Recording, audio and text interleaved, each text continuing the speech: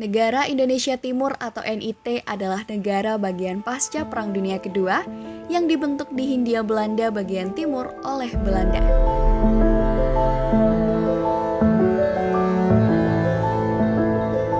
Pada Agustus 1945 pasca kemerdekaan Republik Indonesia, terjadi sedikit gejolak politik antara Najamuddin Daimalewa dengan Dr. Gerungan Saul Samuel Jacob Ratulangi atau Sam Ratulangi.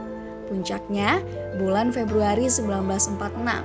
Karena kecewa, Najamuddin Daimalewa menghadap Van Mook dan para pejabat Belanda di Jakarta.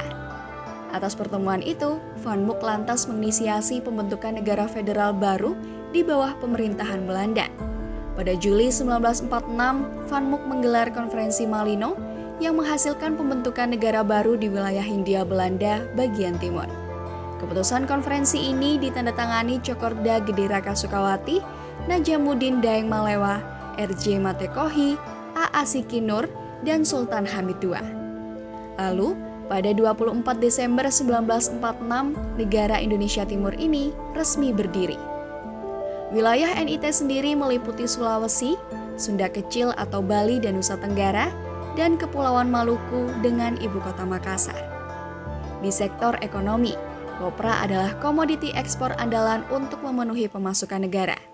NIT berkembang menjadi negara yang cukup loyal dengan Belanda. Namun setelah terjadi agresi kedua Belanda atas Indonesia, kondisi mulai berubah. Terjadi pemberontakan dan banyak tuntutan untuk pembubaran negara ini. Dan setelah Belanda keluar dan menarik pasukannya dari wilayah itu, sebagian besar para pemimpin NIT kemudian sepakat melebur dengan Negara Kesatuan Republik Indonesia pada 17 Agustus 1950. Untuk yang menolak melebur, kemudian mendirikan Gerakan Republik Maluku Selatan yang dipimpin Somokel.